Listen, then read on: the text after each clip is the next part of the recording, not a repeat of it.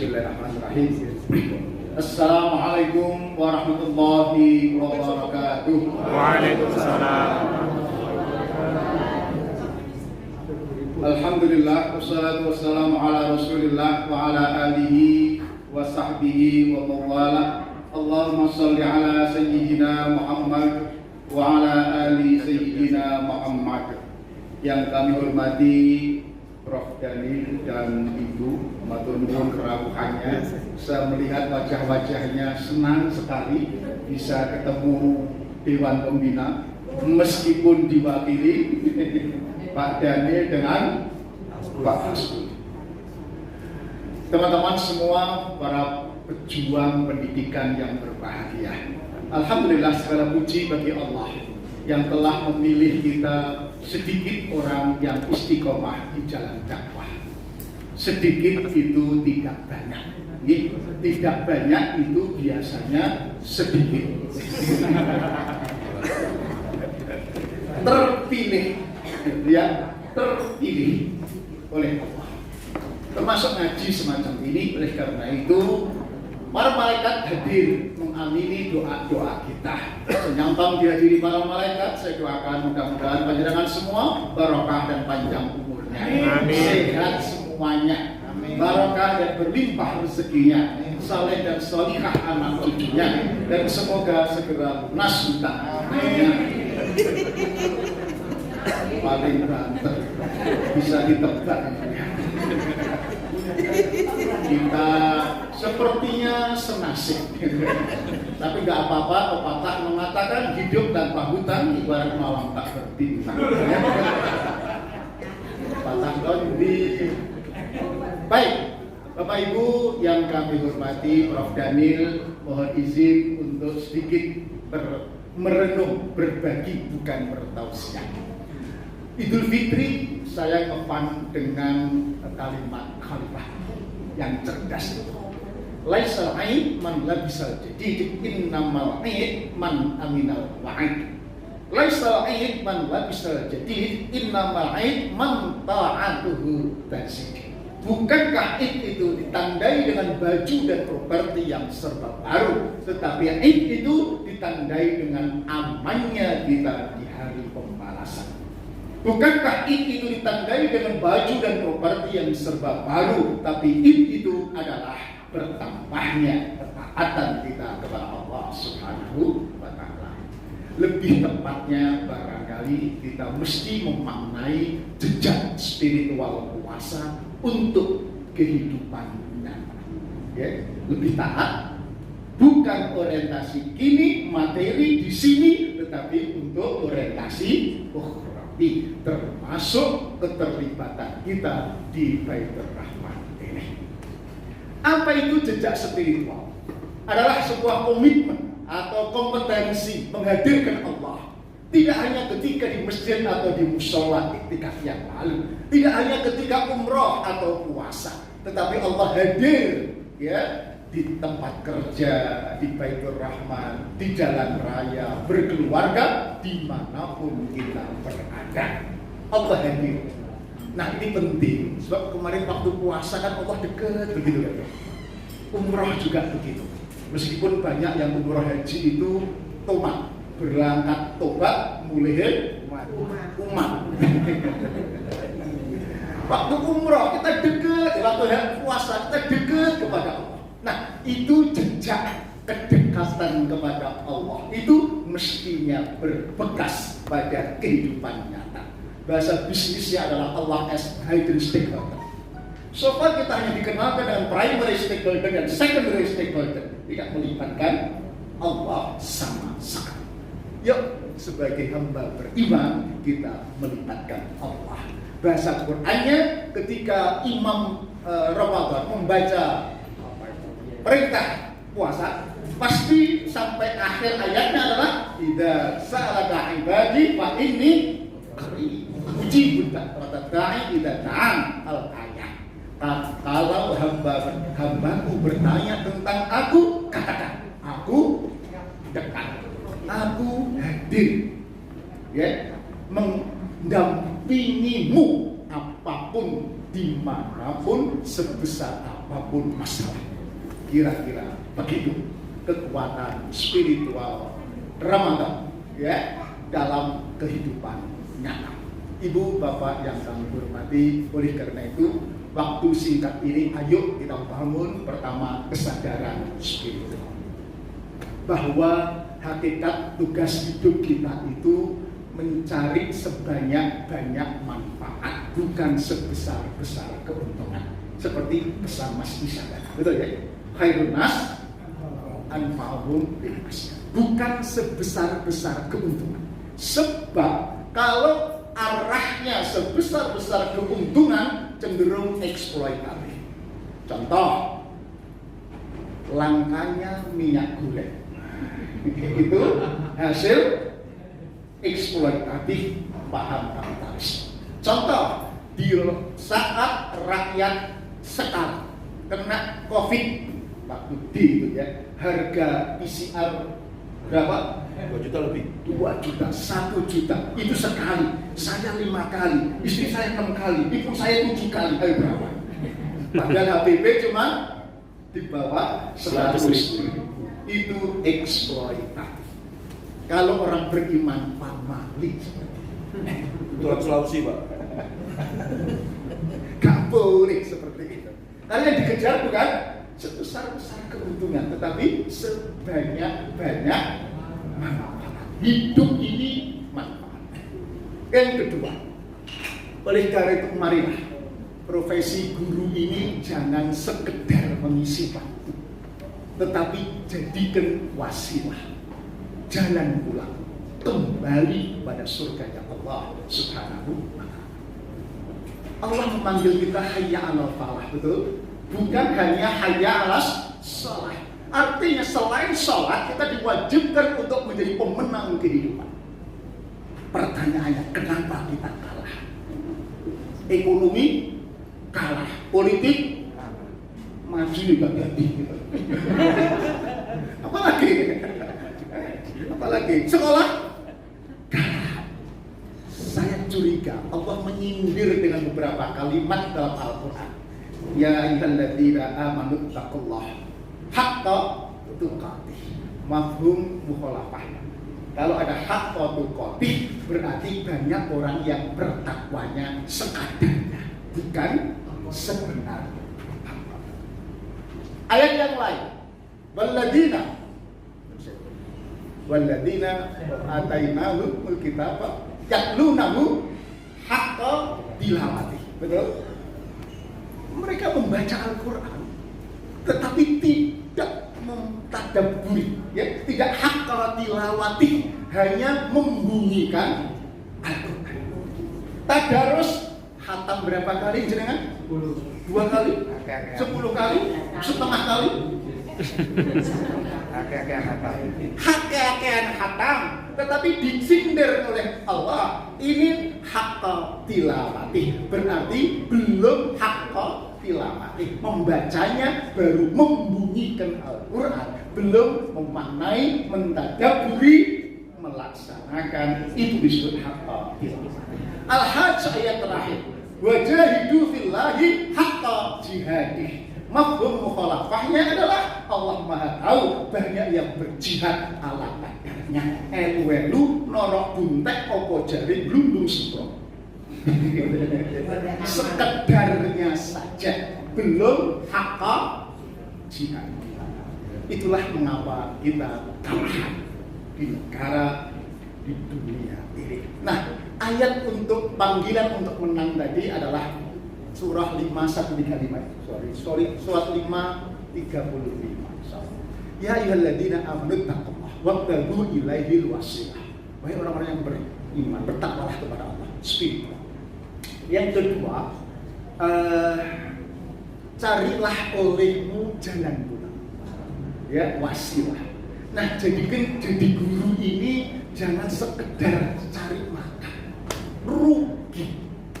Wes gajine gak sepiro, gak oleh pahala. Setuju? Kalau ini jadi jalan pulang, bukan tidak mungkin ini menjadi tiket surganya Allah Subhanahu wa ta'ala. Saya bukan menghibur diri loh ya. Masih ingat para sahabat dalam memaknai hayya 'alal falah. Perhatikan, sahabat itu keren, maestro, spesifik, ya, unggul di bidang yang spesifik, tidak generalis tetapi mediocre. Ini Pak, ini Prof, artinya tidak kabeh dopeni tapi rata-rata norok bintek opo juri dundu semprong tadi. Sahabat ada yang jadi saudagar, kaya tapi dermawan. Siapa dia? Utsman bin Affan, Abdurrahman bin Auf. Brandingnya jelas 15 abad yang lalu sampai sekarang anak kecil pun tahu dia Utsman. Sahabat yang keren karena budaya perkasa, tapi dipakai untuk membela keadilan dan orang-orang yang tertindas. Siapa dia? Umat, jelas. Tiket surganya didapatkan dari keperkasaannya. Ada sahabat yang pinter tapi gak bisa golek duit. Ali bin Abi Thalib pulang dari pasar hanya membawa sepotong roti. Belum sampai rumah diminta pengemis. Istrinya sering diajak puasa sunnah, tapi pinternya luar biasa. Sampai ada sebuah lagu yang memuji dia. Ana Madinatul Ali wa Aliyun babuha. Suara siapa itu? Suara saya. Nah, ya apa tuh? Tapi yang aceh suara saya. Mirip-mirip Haddad Alwi. Lagunya siapa, Bang? Saya percaya Anda pun tidak yakin saya bisa nyanyi. Karena waktu SMA, Prof, saya dipanggilkan guru qiraah itu 4 guru nggak jadi-jadi. Yang bodoh siapa nggak jelas. Murid tidak guru. Ya Allah. Makanya bapak saya itu bisa qiraah mau, tapi suaranya kayak begini. Baik, ada yang keempat. Sahabat ini gak pinter, gak sugih, gak ganteng, gak kaya, ya. Tapi terumpahnya sudah ada di surga. Bila terumpah. Maksud saya, contoh keempat ini meyakinkan kepada panjenengan bahwa tidak ada penghalang bagi siapapun termasuk panjenengan untuk mendapat tiket surganya Allah asal berani membayar ongkosnya. Pay the price. Setuju? Marbot Bilal masuk surga.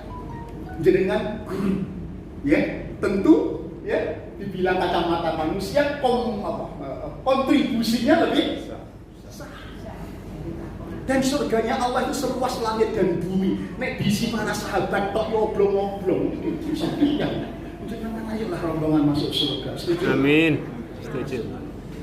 Syaratnya agar ini bisa tiket surganya Allah, bayar harganya. Berapa? Wajahidu fi sabilillah, harganya. Bersungguh-sungguhlah di jalan wasilah. Kalau Anda pilih guru-guru, saya pilih menjadi apa? Misalnya saudagar, misalnya kita. Prof milih jadi ilmuwan. Pilih jalan masing-masing. Yang penting spiritual, pilihlah jalan pulang. Ketiga, wajahidu fi sabilillah, bersungguh-sungguhlah di jalan itu la'allakum tuflihun, agar panjenengan beruntung. Yang ketiga, mindset untuk memenangkan kehidupan setelah memilih jalan pulang tadi adalah memberi, melayani. Ya. Karena urusannya manfaat. Giving and forgiving, kira-kira. Ayatnya adalah alladzina yunfiquna fis-sarra'i wat-dharra'i wal kadhibina al-ghaidha wal 'afina 'anil nas wallahu yuhibbul muhsinin. Sebelum saya terjemahkan bahwa memberi itu harusnya menjadi lifestyle seorang, apalagi seorang. Tulisan Mas Hafan ini. Puasa Ramadan, termasuk puasa-puasa sunnah yang banyak dianjurkan, itu menandakan Islam memilih jalan lapar sebagai lifestyle. Oke? Jalan lapar itu harapannya bisa menggugah spirit kedermawanan, spirit kesalehan sosial.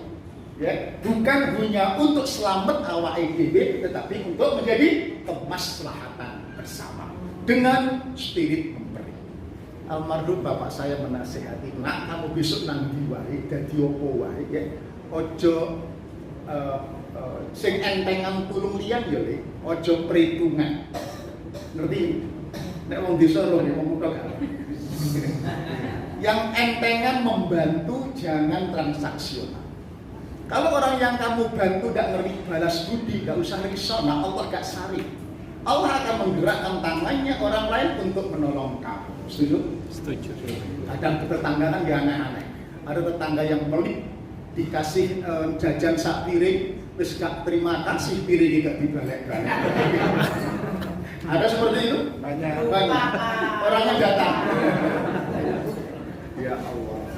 Kalau orang lain gak ada yang membantu kamu, gak usah risau. Nah, ada orang lain yang akan menolong anak cucu. Yakin? Saya beri gak kata yakin. Dalili juga. Wa amma man atta wattaqa wa saddaqa bil husna fasayassiruhu lil yusra. Ternyata bukan janji bapak saya, ini janji Allah. Maka barang siapa yang gelap memberi, kata orang Surabaya, wattaqa, bukan karena gaji.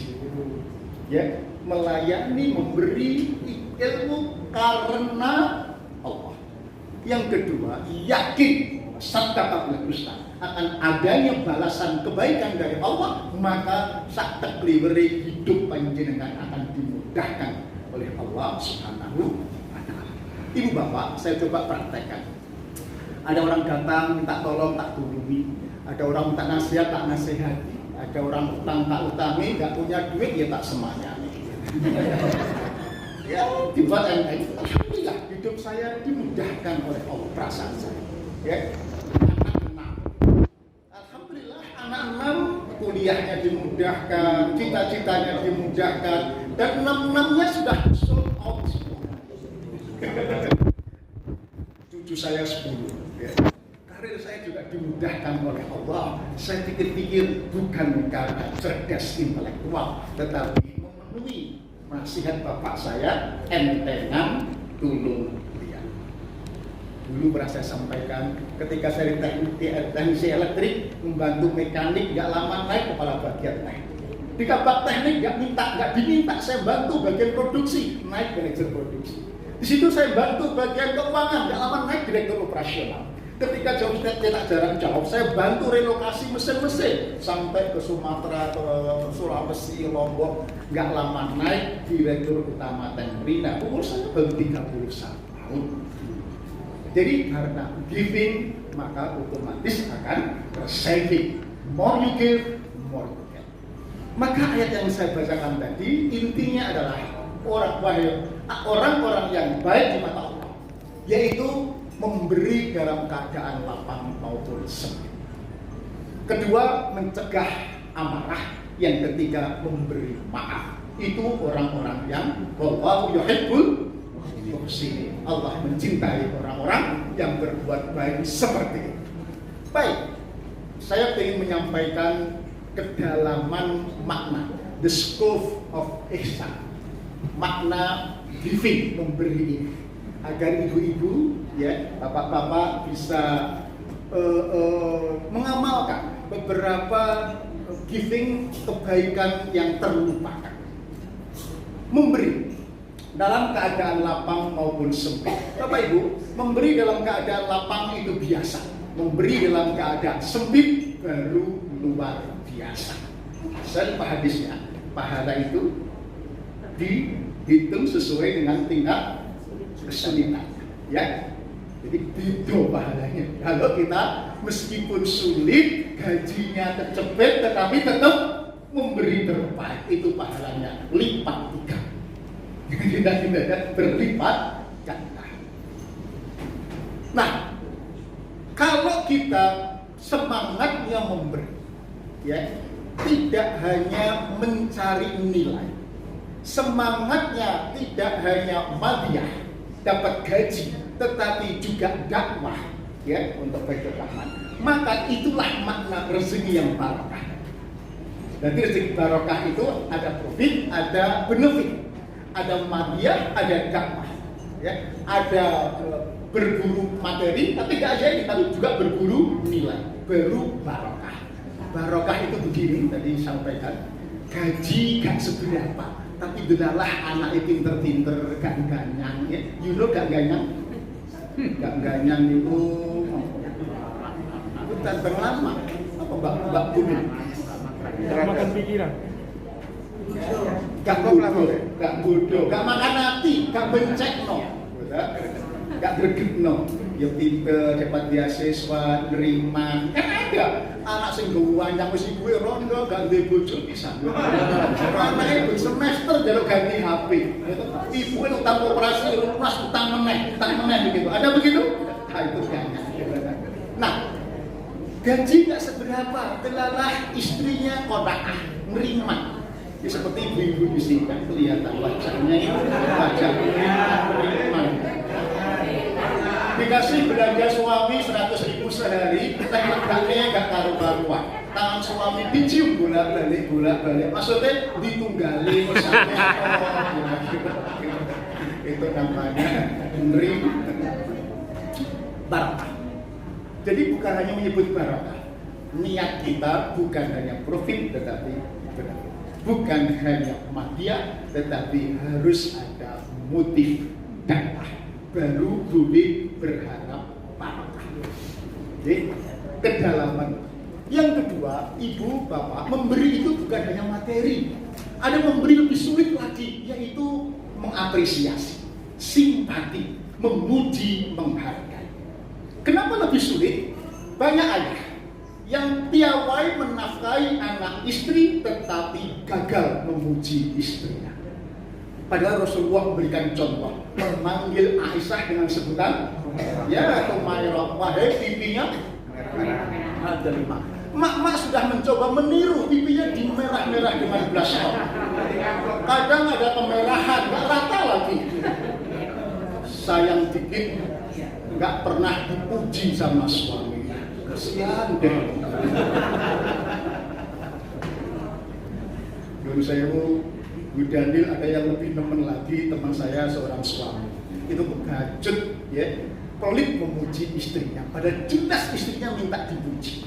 Istrinya wis gembrot gitu, mau kondangan pakai baju baru di depan cermin muter papa, kalau pakai baju ini aku gimana, tambah langsing kan? Nah suaminya itu terlalu jujur. Wah mama, aku ini kalau ngambil model opo ya sepuluh. Akhirnya istrinya ngambek bu, masuk kamar pintu dibanding jedar tengkurap di tempat tidur. Suami gak paham psikologi wanita. Itu kalau sudah tengkurap sulit dirumahkan. Pakai uang man. Apa sih beratnya memuji istri? Kalau mulut ini berat memuji, pakai isyarat, pakai tangan, mama. Meskipun batinnya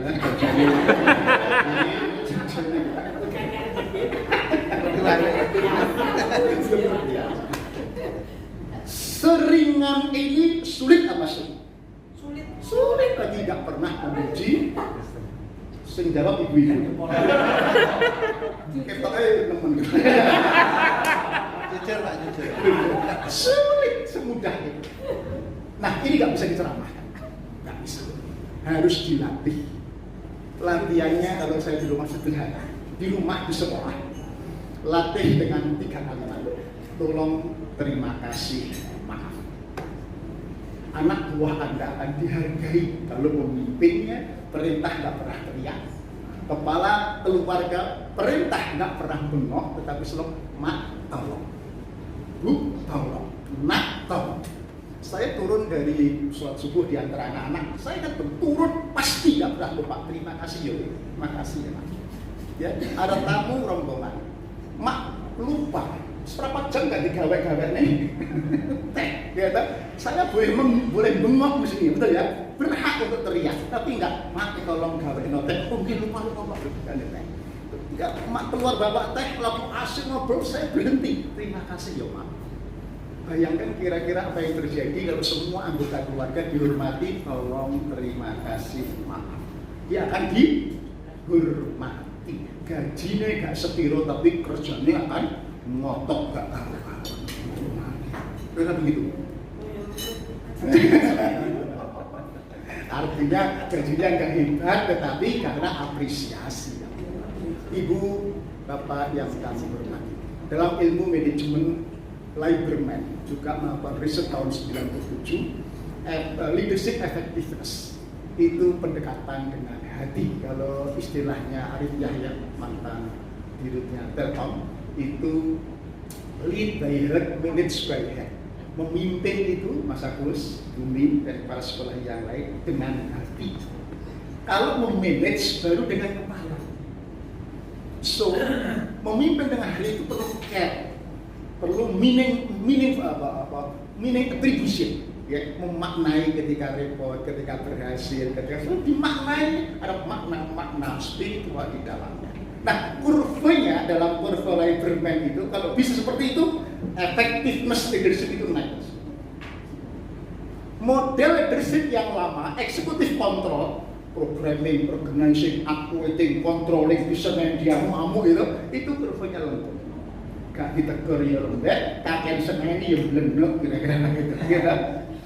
Apalagi emotional stimulation, pakai ini bonus. Inka hidupnya mengaku gak ono bonusnya ya capek, gitu. Kakek bonus ternyata sudah tidak nendang lagi kurvanya.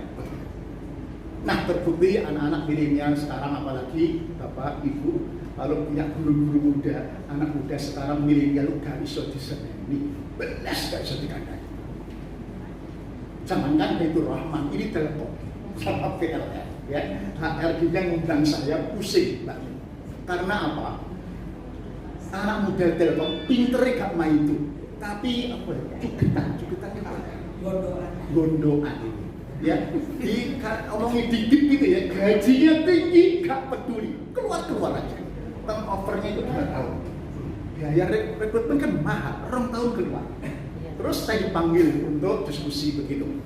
Ternyata ya ada yang engage, yang loyal. Yang engage diteliti ketemu, ternyata ketemu atasan langsung yang piawai, menghargai, memuji, mengapresiasi. Kalau perintah tidak merintah, dia memberikan challenging. Ya, Bu, PK itu digarap satu ibu saja bisa naik 40 orang. Coba kalau ibu-ibu yang baik serius seperti kepala sekolah, wah dia kan diberikan kepala kan ya? Kita kan kerjasama 4, Pak. Apalagi kalau dibantu dengan drum band misalnya. Challenging. Bantu aja ya, Pak. Siap, itu challenging. Nah, lalu ditanya anak milenial, oke, kamu minta dipuji, minta berapa kali? Ternyata 65% minta dipuji sekali sehari. Sisanya 35% minta dipuji 2 kali sehari. Lah itu manajer gak terjun, muji awakmu terus. Jenengan percaya atau enggak, itu hasil survei Dale Carnegie University. Itu anak kita. Saya nggak tahu siapa yang salah, tetapi itulah anak milenial kita. Ini bukan pendapat, ini riset. Oke. Yang ketiga, memberi lebih dalam lagi, yaitu memberi empati. Empati itu if I were you, jika aku menjadi kamu, jika seandainya aku jadi kamu. Hanya dengan empati, panjenengan bisa memenuhi ayat wal kadhiminal ghaidha, mencegah amarah. Alkisah, pernah saya ceritakan mungkin zaman Khalifah Umar, ada seorang bapak yang tiap hari diomelin sama istrinya. Lalu khawatir KKDRT, dia konsultasi kepada di rumah Khalifah Umar yang sederhana itu. Mau notok pintu nggak jadi, karena di dalam rumah kedengaran Khalifah Umar juga lagi diomeli sama istri. Dan Khalifah Umar yang gagah berani dan galak itu ternyata dia nggak membantah, nggak membalas. Persis seperti bapak-bapak di sini. Diomeli sama istri. Lalu dia balik. Baru beberapa langkah Khalifah Umar keluar. Sahabat balik-balik. Kenapa kok nggak jadi? Iya, Khalifah tadi mau konsultasi tentang apa? Istri saya loh Khalifah. Terupetnya Masya Allah, tanggal nom cerewet, tanggal tua, apa? Dan terus kok nggak jadi? Malu Khalifah. Dan kenapa kok malu? Dan ternyata Khalifah Umar kok tambah nemen. Wahai sahabat, perhatikan nasihatnya. Berempatilah kepada istri agar kamu bisa menahan amarah. Wal kadhiminal istrimu itu manusia juga. Yang kadang yo capek, yo bete, yo kesel. Gimana gak capek ngopeni rumahmu, ngopeni kamu, ngopeni anak-anakmu. Kadang-kadang ngebrok ning nggon bapak ibumu, adikmu, ponakanmu. Terus kok kabeh dia ya. Sampai capek lah. Gimana gak capek? Subuh mari ngisa-isa, mari ngono olah-olah, umbah-umbah, meteri sekolah, sore jemput sekolah, mari ngisa lagi makan turu berbuka. Capek. Maka berempatilah kepada istri agar memberi empati kalau kita mau dewasa seperti itu. Hakim berpendapat, pemimpin, kepala sekolah, guru yang masih suka ngamuk, marahan, itu pertanda tampaknya ilmu tidak sepadan dengan besarnya masalah yang dihadapi. Masalah mulai rezeki yang betul, dodolan, kaki lima, sing tuku gak teko-teko, sing teko gak tuku-tuku, delok-delok. Ngopeni anak suli, betul, gak gelem ngaji. Makanya Prof Daniel jadi kalau ini bisa dilaksanakan ya 3 bulan sekali. Ya nek mau murah kalau biayanya di masjid lah. 3 bulan sekali ngaji. Loh, ngaji itu mesti tak omong saiki ya. Sakulan ngomong nek gak mesti lupa kan betul gak? Ya, beban nambah, ilmu gak pernah nambah. Biasanya ngambukan. Ya, untuk menutupi ayo contoh aja.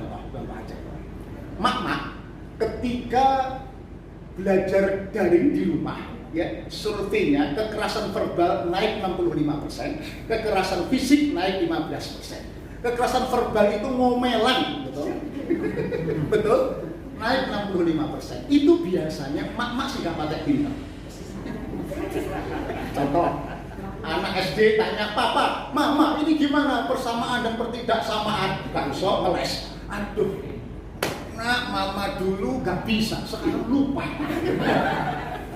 Yang SMP nanya, "Mama, ini gimana? Sin, kos tangan, kotangan." Aduh, Mama yang ingat fungsi kotangan. Yang lain agak lupa. Yang SMA nanya, "Mama, ini gimana? Integral tumpuk 3." Coba maunya gitu. Sing. Biar Mama ibu rumah tangga nggak kalah dengan guru matematika. Man, jangankan integral tumpuk 3, tumpuk 5. Kalau tumpuk 5. Itu kalau mamanya ini pede, ya, ditanya anak malah bangga, orang ngeles malah sekolah bayar larang-larang guru matematika kamu kerjanya apa sih? Padahal ditakoki ora itu ciri-ciri orang gak patek Sekolah sopo. sekolah menambing. Baik, itu pesan orang tua kita, bapak, ibu, nak, urip sepisan, bebrayan, ojo podo gelem ngamukan. Nggih, sing sapa gelem ngamukan biasane budal disikan. Budal kemundi? Budal kemundi? Kubur. Salah, Loh, Pak. ini Salah, bukan misalnya yo, perkenalan serius. sama, Pak. Survei membuktikan harapan hidup laki-laki lebih pendek ketimbang wanita. Laki-laki 65 tahun rata-rata harapan hidup, wanita bisa lebih 70 tahun. Rumahnya ibu saya di Sepulan, mulai masjid Basariah sampai depan pasar itu rondo kabeh, tapi tua-tua. 70 lebih gitu, sama ibu saya. Nah, itu kenapa ya bapak ibu sampai 70, bapak kok mati muda. Satu, laki-laki ngamukan, marah. Yang kedua, suami terlalu sering diomeli sama istri. Makanya cepat mati. Kalau ngomel jangan dihabis-habiskan hari ini. Ya, to be continue. Bersambung. Biar bapak sedikit agak ancang. Terakhir, Yang paling berat, wal'afina aninnas, memberi maaf. Ibu bapak, memberi maaf itu paling berat karena bertentangan dengan karakter dasar manusia membalas. Makanya paling banyak membalas dulu, baru memaafkan. Yang paling kecil tidak membalas tapi memaafkan. Ini kelas wali dan para nabi. Contoh, ketika Fathul Makkah, di situ ada Abu Sufyan ini dan Hindu yang seumur-umur mimpinya itu membunuh Nabi. Abu Sufyan memakan hatinya Hamzah, paman Nabi. Coba yang saya mimpin Fathul Makkah Misbah tak minta di sini. Betul? Tapi diampuni, bahkan dimuliakan dengan sabda, siapa yang masuk Al-Haram dijamin aman, siapa yang masuk rumahnya Abu Sufyan dijamin aman. Itu namanya menang tanpa ngasorake, nurut tanpa bolo, paweleh tanpa gelang. Ngerti nggak?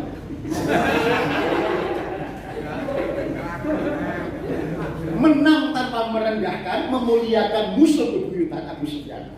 Menurut ya, Fathul Makkah tanpa bala tentara bersenjata, paweleh memberi tanpa kehilangan, itu memberi maaf. Saya teruskan. Yang paling banyak di antara kita adalah tidak membalas dan tidak memaafkan. Ya, kenapa tidak membalas? Judul lagunya Aku Tak Berdaya. Disakiti, tidak membalas, tapi tidak memaafkan, lalu menyimpan dendam. Nah, kata dokter Gerard J. Kampolsky, bersiaplah ibu-ibu, kalau sakitnya di sini, kok tidak membalas dan tidak memaafkan, Anda menyimpan belasan bibit yang mematikan. Mulai pusing, kemeng di leher, punggung, pinggang, ya, borok menahun, gak kunjung sembuh, ya, ada asam lambung naik, ya, ginjal sudah, apalagi cemas, ya, berdebar-debar, kemudian tekanan darah tinggi, dan berikutnya cepat mati. Ada dokter ini mempunyai 30 healing center di Amerika, laris manis, satu terapi tunggal, rela memaafkan. Sedikit lagi, kenapa memaafkan sulit? Karena salah paham, dikira memaafkan itu melupakan. Tidak, memaafkan itu melepas, memahami salah istri kita, suami kita, anak kita, masa lalu. Kita lepas, jangan sampai hadir lagi merusak kebahagiaan yang sudah kita rasakan, terus kita harapkan. Tidak untuk dilupakan. Kenapa? Masa lalu tetap penting untuk evaluasi agar tidak diulang lagi. Betul? Seperti mobil kalau mau maju, perhatikan sopirnya itu lihat spion sebentar, tung tung, lihat kaca depan, injak gas, maka sopir akan maju. Kalau ada sopir mobil yang lihat spion terus kanan kiri, itu mobil mau maju atau mau antrek? Keluarga, pemimpin yang lihat spion terus, mundat-mundat undomono, mengungkit-ungkit masa lalu, ya, itu pemimpin yang tidak ngajak move on, tetapi ngajak mundur. Perlu dilihat, tapi jangan terus dilihat. Gak maju-maju. Itulah mengapa filosofi kaca spion dibuat kecil, jauh lebih kecil ketimbang kaca depan. Maknanya masa lalu terlalu kecil untuk dibesar-besar. Masih ada kaca besar, kaca depan yang besar. Berharaplah, majulah bersama Allah menghadapi masalah-masalah itu. Itulah makna lebasyiris sabirin. Itulah makna innallaha ma'as-sabirin. Allah bersama orang-orang yang sabar. Berilah berita gembira, nggak cemas, nggak letoi, nggak sambatan, nggak panikan, nggak bingungan bagi orang-orang yang spiritual bersama Allah menghadapi masalah. Assalamualaikum warahmatullahi wabarakatuh. Saking semangat.